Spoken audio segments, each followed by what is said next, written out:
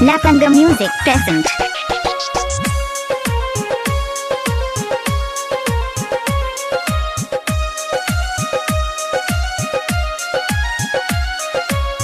Anurag studio नया भोजपुर।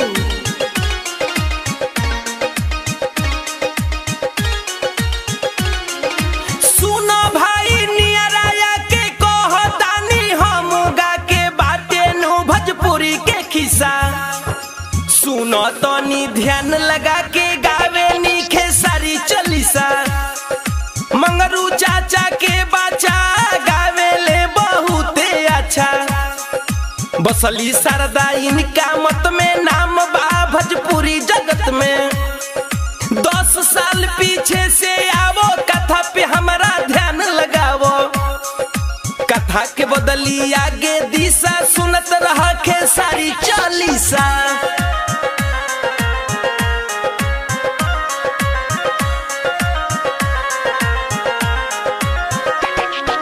रोहन गरीबू मंगरू काका बेची के चाना लिट्टी चोखा पोसत रोहन बाल बच्चा।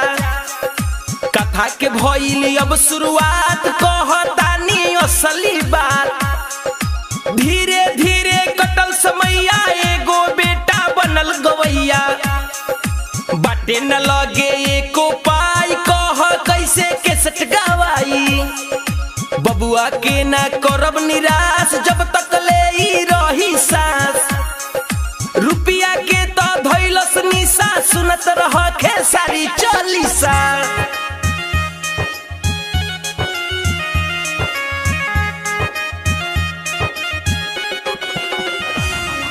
रुपिया पैसा कर्जा लेके गवले गाना सुपर टॉप। कतने के सच भइल फ्लॉप।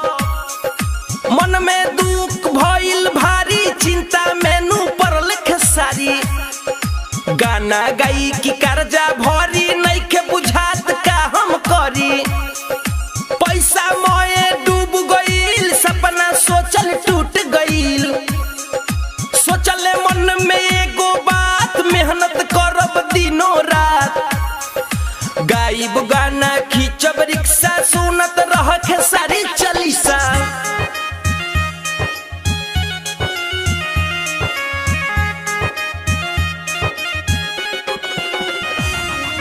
कुछ दिन एने ओने धवले किस्मत के अपना जमवले। फिर से एगो के सट गवले। भाग के पासा गईले जीत के सट भइल सुपर हिट। बन गईले ई सुपर गायक मन में सपना बनती नायक। Lapanga Music present. गायक से मन बा बनती नायक तबे जाके होती लायक।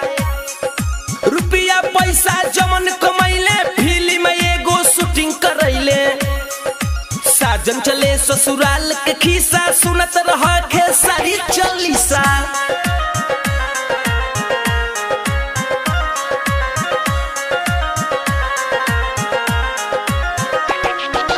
जीरो से भइले हीरो हो ले लिहले पे जीरो हो।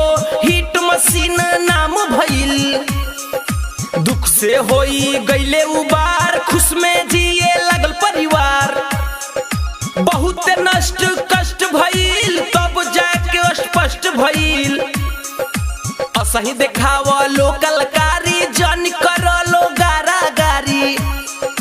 बाबू परदेसी दीपक दुलरुआ कहे जिंदगी हई धुआं। गेहूं के साथे घुनो पीसा खत्म भइल Khesari Chalisa. Lapanga Music present.